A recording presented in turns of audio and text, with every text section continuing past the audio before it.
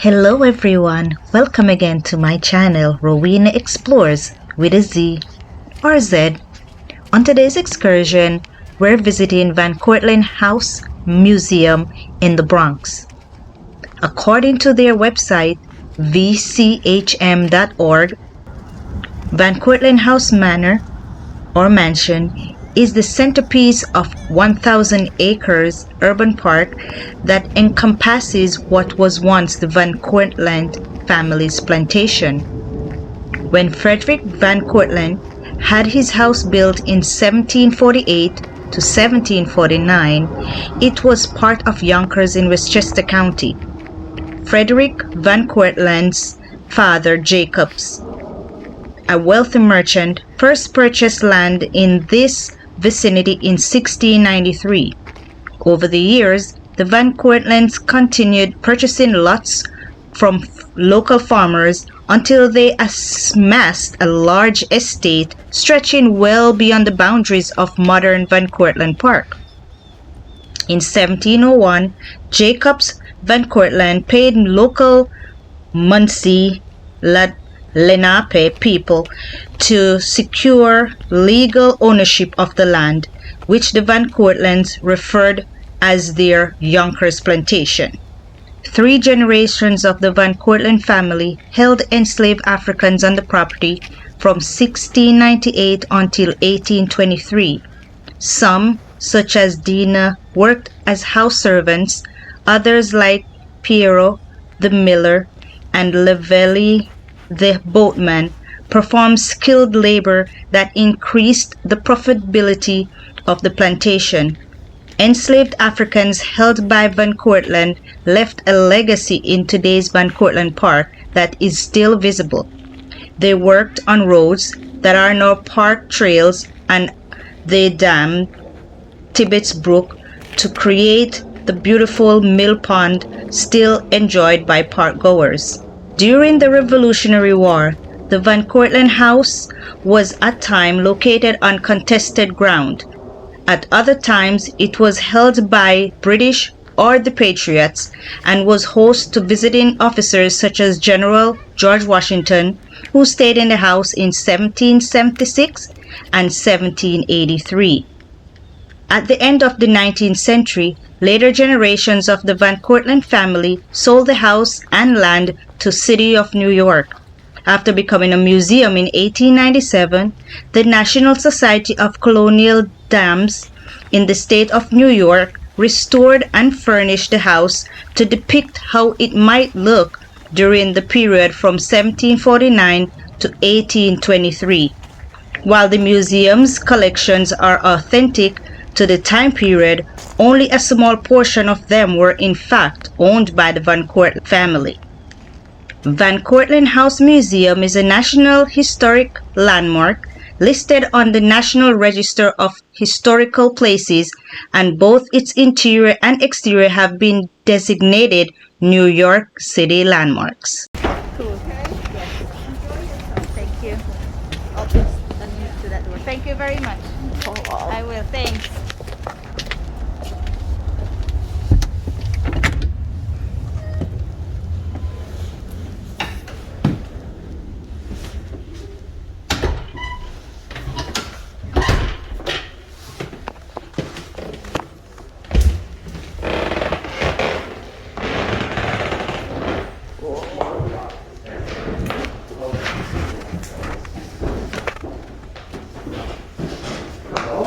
Hi, how are you, Paul? Yeah. I'm Rowena. Do you want to join us, or do you want to just go on your own? I can answer the questions. You're doing something right now? I'm giving you a tour. Oh, sure. Oh, no. You don't have to do it twice at all. And I'll show you the ones you missed. Thank you very much. Hello. Hi. How are you? I'm okay. Oh my gosh, you could hear the history in the floors. Yeah. Wow. Okay. Yeah, that would be another source. She has some very interesting comments about the family living here during the war. Yeah. Okay. The only room we've seen on this floor so far, and it's, believe it or not, it'd be easier if you look at it now, it's the master bedroom here. Okay. And it is the room where George Washington stayed on his visits to the house. Beautiful. this bedchamber, the best bedchamber, is the one most likely used by George Washington on his various visits to Van Cortlandt House. Keep in mind, though, that the furnishing and decorations in this room were not here during Washington's time. The furnishings in this room and throughout the house were collected from the museum based on the choices that would have been available to a family such as the Van Cortlandts in the second half of the 18th century and the early years of the 19th century. Okay, we'll go upstairs. Okay. Hey guys, we'll go upstairs. We'll come back and see this room at back door. Okay. Oh, okay. No problem.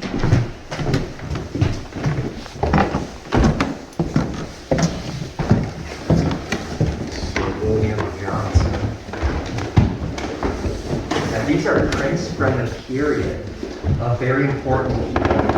Now, these don't settle, and they're supposed to settle time. This leads up to the nursery, and the kids would see prints like this because they were expected to also do important things in life. Yes. Wow.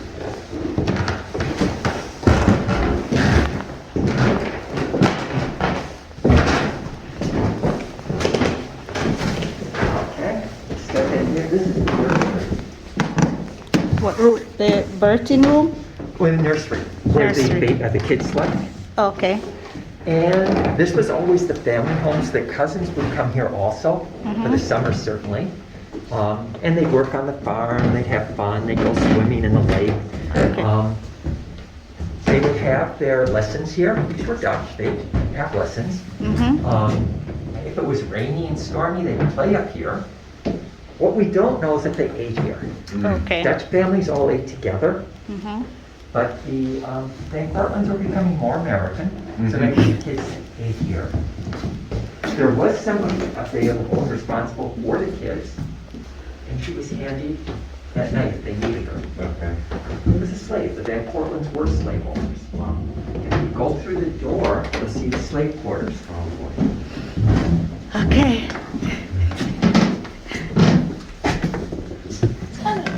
That's a trundle. It's a trundle. Okay.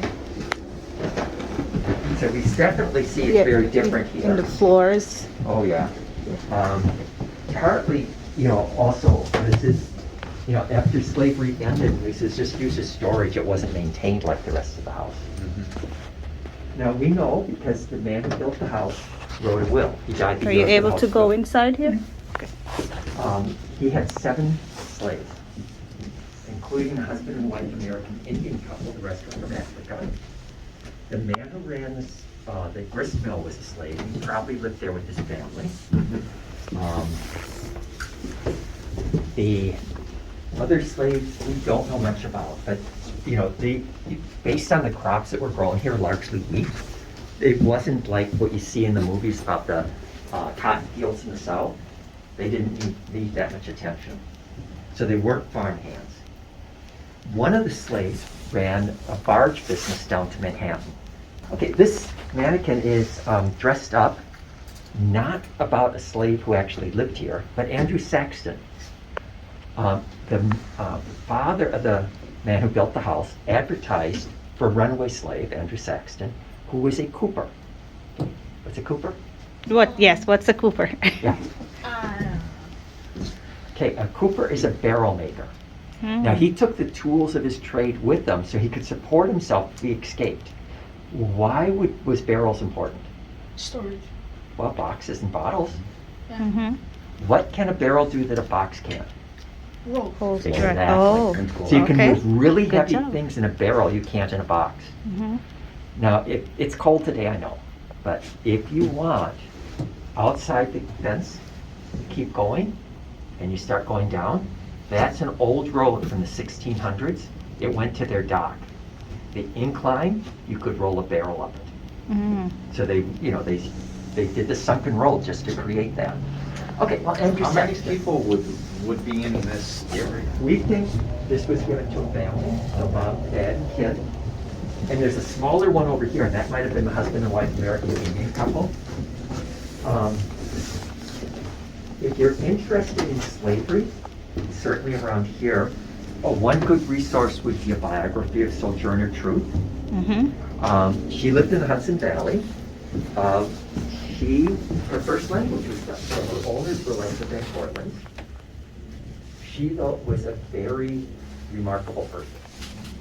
And if you know many stories about her, that's something that really does stand out.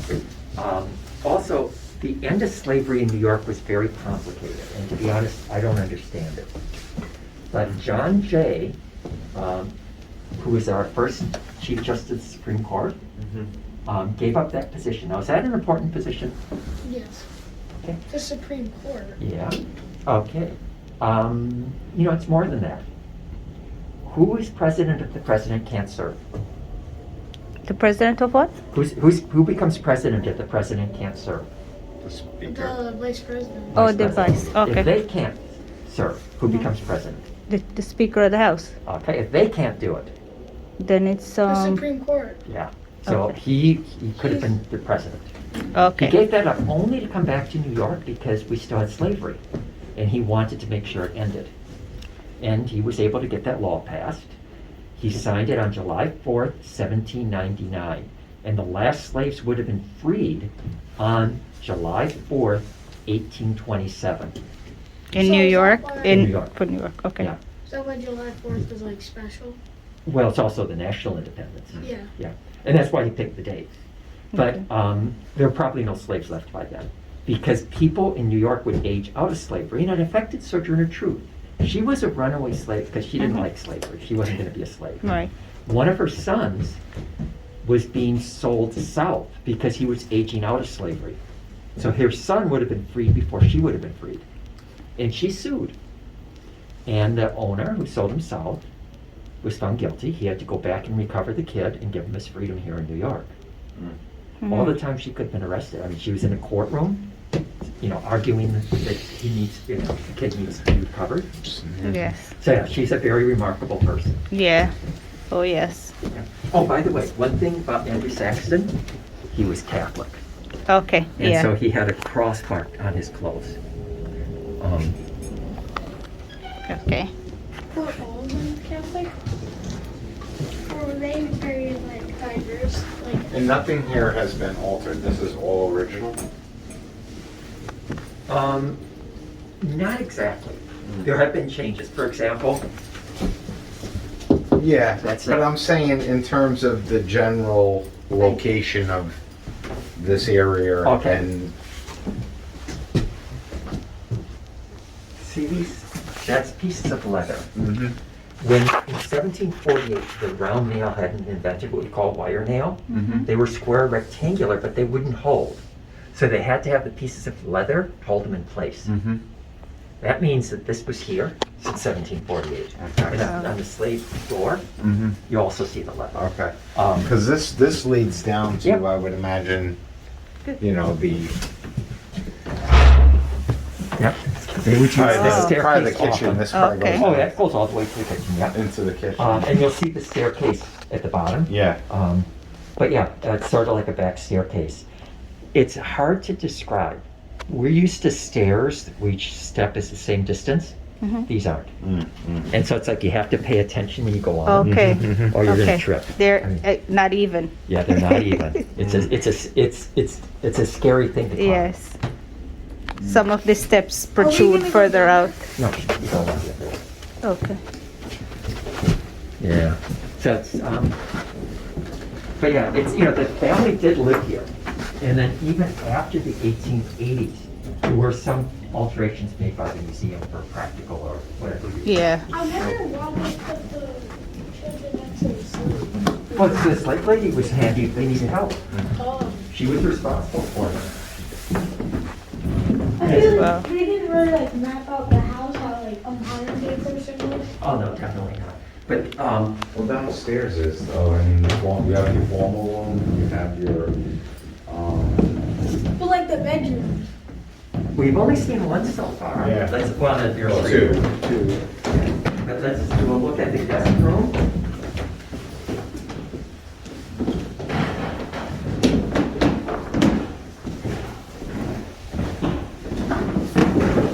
Yeah, that's called the finished chamber. Yeah. It never had walls. And it was used for storage. Yeah. The spinning wheels and stuff. I was for like Yep. Yeah, you know, it's a good sized house, but that was the only storage. that's crazy. Well, you know, they didn't have a lot of extra. At this time, you had what you needed. It wasn't like I'm gonna go to the store. It was like oh, these Because there was accessories. storage. Yeah. Yeah, it was paper from way back. And it's a, you know, one sheet of paper, of course, that's 4 sides. They purchased it, you know, on eBay or whatever, because it had an advertisement posted by Paul Revere. Paul Revere. He had a photo of the Boston Massacre. He painted a famous photo. Yeah, but one thing that I found interesting, a store was advertising that it, you know, had stuff, like 3 lamps. Stores were just always like that. There weren't many of them that didn't have much merchandise. Okay, this is set up as a guest room. Incidentally, the fabric is a reproduction of something that was found upstairs in the attic.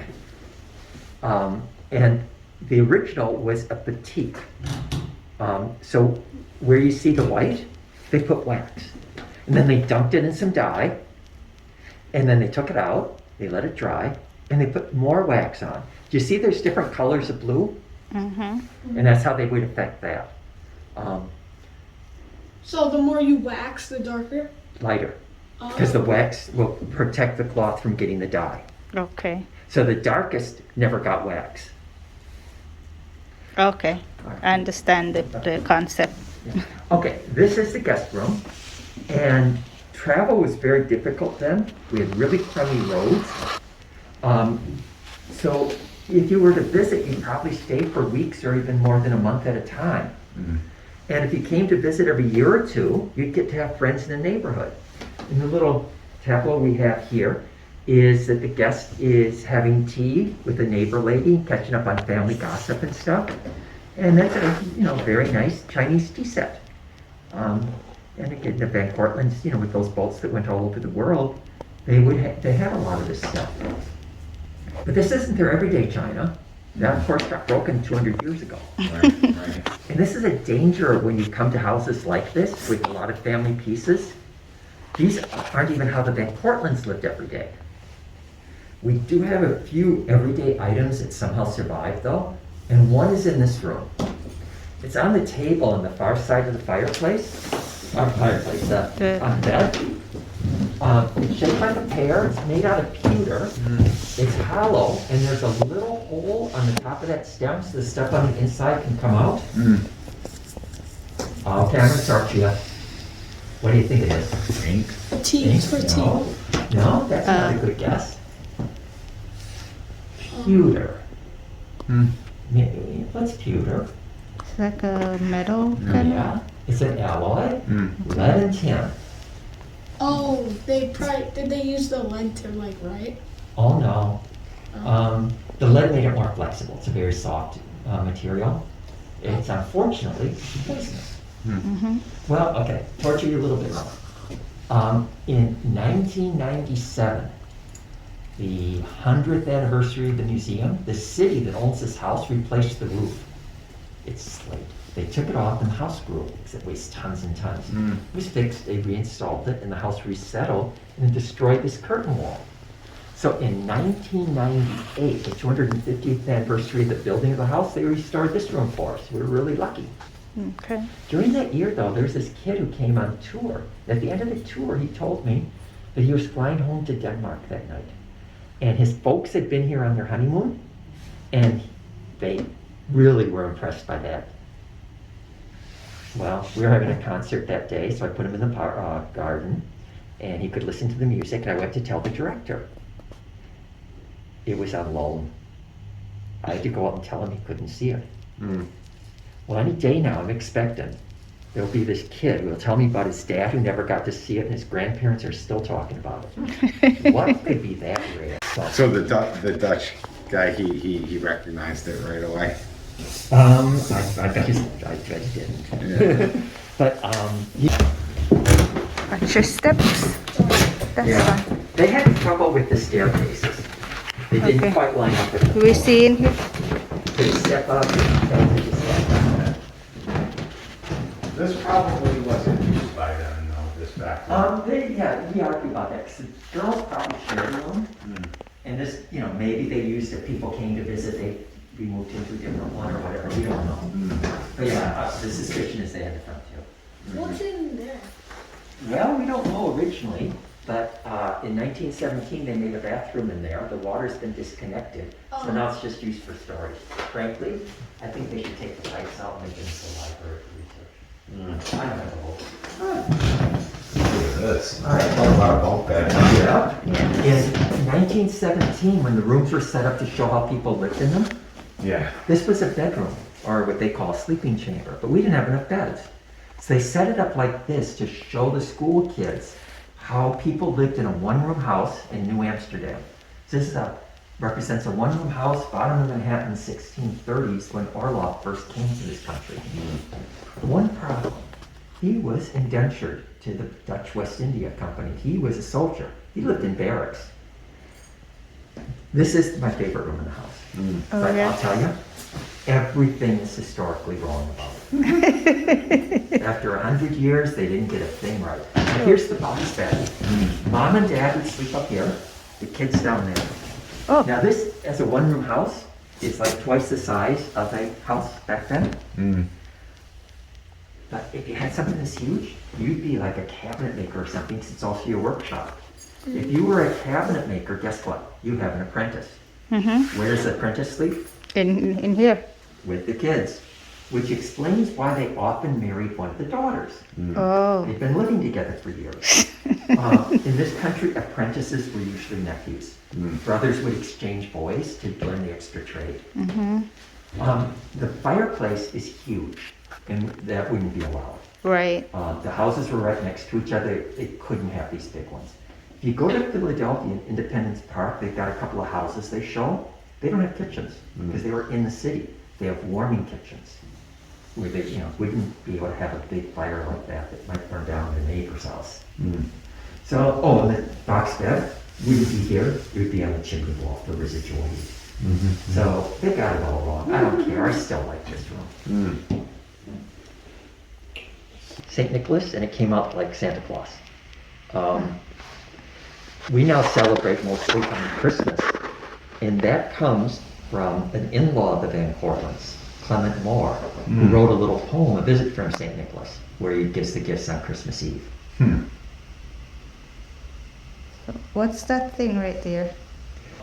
In Netherlands, the fields are separated by canals to drain them because they're below sea level, and in the winter they freeze, and skating is very popular. But people who aren't very coordinated, they can't ski. They would use things like pick sleds, Okay. and you'd have like ski poles, and you sort of push yourself along. Okay. So you sit inside, Yeah, right you there. sit there, Okay. yeah. And then, Okay. see in the front your feet would hang out. Sled. Yes. Sled is Yes. Pick sled. Wild. Yeah, actually downstairs in the next room, you won't be able to see it because you can have a fire without it and it just smokes up the room. Yeah.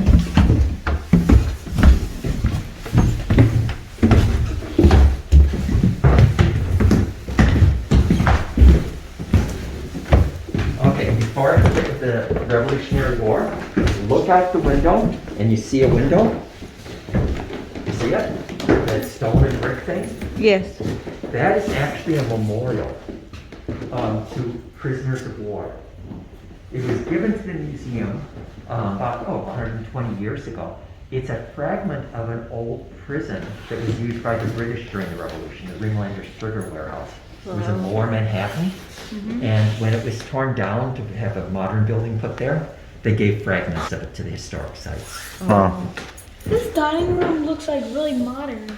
Like Well, this could be. it's you know what? It's just they didn't give up the master bedroom to Jacobus and his wife. She died in 1780. Next 20 years, we don't have a clue. But we think around. I think they were living here full time then. They couldn't put it off for a couple of weeks and stay in Manhattan or whatever. Okay. Okay. Now, this room, in 1748 when the house was built, this was the most elaborate room in the house. It would shock people. This was a summer home. They didn't heat it in the winter, and as you can tell even now, it's hard to heat this barn. Right. They could have the really high ceilings and these huge windows with the lights pouring in. People didn't live like that. And then the painted walls, that was also uncommon. Yeah, it would be wallpapered. Oh no, it would be, remember the slave quarters? That was Yes. whitewashed. That's what Okay. people had. There was no domestic paint industry, and paint was just real expensive. These are the Dutch national colors. The man who built the house was very proud of being Dutch. Yeah. Orange, blue, and white. Okay. It's beautiful. Yeah. And those tiles? They're Dutch tiles from the period. If you notice down in the far bottom, they're falling apart. With the heating and cooling in a fireplace, they don't last a real long time. Okay. So you keep replacing them. And what we have here are different types of tiles. Some are religious scenes, some are decorative. They had a series of angels and some natural life like birds and animals and so forth. And they're all mixed together. Yeah. I see. Yeah, I see some that are symbol like religious. I think those ones. See, there's one with someone on the cross right there. Yeah. Yeah, and actually there's big arguments. Are they Delft? Now the color of them is Delft blue. Yes. But Delft was Protestant, and many people think that they wouldn't do the religious tiles because they count as graven images. Okay. So it's everything gets complicated. But yeah, they're just gorgeous. Yeah, they're beautiful. The clock. Yeah, the flow clock no longer works. And it's all mechanical. So they're this not gonna room keep was working the fix it. parlor? Huh? This room was a parlor? Yep. Okay, so when they come in, they would entertain the guest here first? Yep. Okay. And if they, were gonna stay for a meal, they go to the dining room. Okay. All right. So they'll drink and make merry. Yeah. Talk about the ride here on their horses, Yeah. or however they got here. Okay. How the crops are doing and all this. Wow. This is beautiful.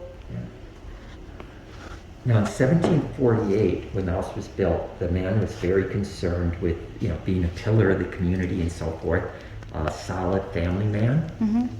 And that's what we really see modeled in 1760. So after the family lived here, again, just the summers, for 12 years, they started to fix up the house. Okay. And it's a much more elaborate room, much fancier room. To be honest, it doesn't quite equal, the Morse Jamel house, because that is very Yes. sophisticated. You're right. Mrs. Jamel. Right. She was a socialite. Oh yeah, and she was very sophisticated. Yes. I think Oh, yes. her influence is clear. But that fireplace mantle is impressive. But this then became the room for the most important entertaining. Okay. Because see, piano. Yeah.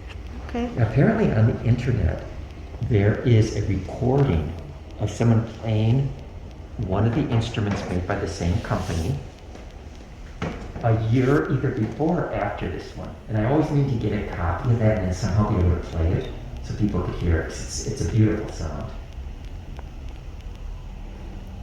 It's beautiful. I like history. Yeah. I like learning about the past. Yeah, well, what they say, if you don't study history or doomed to repeat it, Yep. it's important. Even the parts that aren't so nice, make Yes. those You have to mistakes. learn. You learn from it. Yeah.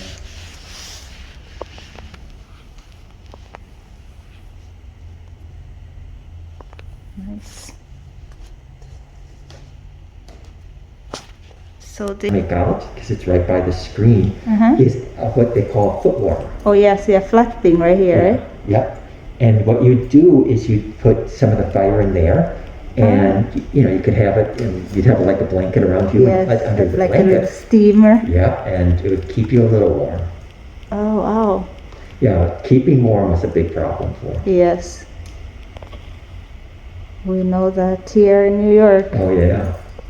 And it's like, you know, it hasn't been horribly cold here, and it still feels awfully cold. Exactly. Still But yeah, she missing. was a very unique person. Yes. Yes. And it's like, it's so easy to forget in history that some, you know, because women don't get a lot of historic recognition. Right. I mean, I don't think. And she had her wealth. Hi, So welcome she, back. I hope you did get to stay till the end. Thank Yes. you all for So your then support. she, Thank you for traveling with me on this excursion to the Van Cortlandt House Museum. Hope you learned a lot. It was a lot of information, and I know the video was a little long, but I couldn't cut it for anything because everything is important and I want to bring it to you as it was said. So once again, thank you so much for coming along on this excursion with me. Thank you for your continuous support. For those who haven't subscribed yet, please hit the subscribe button and ring that notification bell in order to get notified whenever I upload new videos, which I do regularly. Anyway, once again, from Rowena Explorez, thank you and see you soon. Goodbye.